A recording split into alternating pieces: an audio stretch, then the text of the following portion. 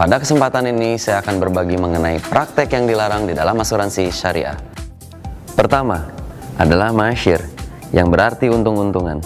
Dalam praktek masyir ada satu pihak yang diuntungkan dan pihak lainnya dirugikan. Dalam asuransi syariah tidak boleh ada pihak yang dirugikan. Contoh, nasabah membayar premi 1 juta rupiah dengan uang pertanggungan sebesar 100 juta rupiah. Setelah 3 bulan polis berjalan, nasabah meninggal dunia.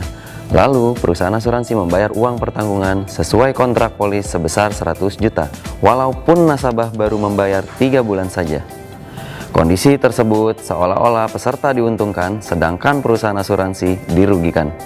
Dan sebaliknya, jika tidak ada klaim sampai dengan akhir kontrak, seolah-olah nasabah yang dirugikan. Yang kedua adalah goror atau ketidakpastian.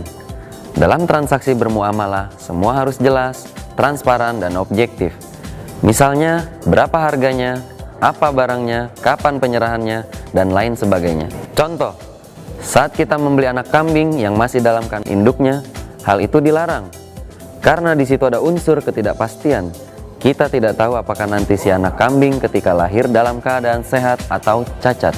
Dalam asuransi konvensional, memang sudah jelas besaran santunan yang akan kita terima apabila kita mengalami risiko. Namun ada unsur ketidakpastian, yaitu berapa lama dan berapa besar premi yang harus dibayar.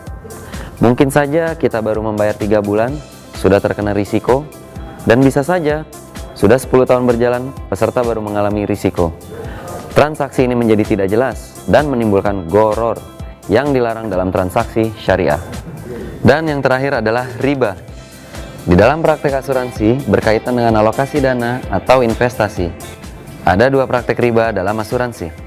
Pertama, apabila premi yang dibayar nasabah diinvestasikan ke dalam instrumen investasi yang memberikan bunga seperti bank konvensional.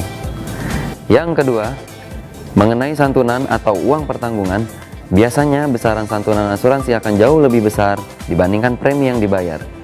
Misal kita membayar premi 1 juta rupiah, maka apabila kita terkena risiko akan mendapatkan 100 juta rupiah. Artinya, kita menukarkan sesuatu yang kecil untuk mendapatkan sesuatu yang lebih besar. Praktek ini masuk ke dalam salah satu jenis riba, yaitu riba fadl, yang artinya menukarkan sesuatu dengan kadar atau takaran yang berbeda. Ketiga praktek tersebut tidak ada di dalam asuransi syariah, karena asuransi syariah menggunakan konsep tolong-menolong atau ta'awun. Nantikan video kami berikutnya.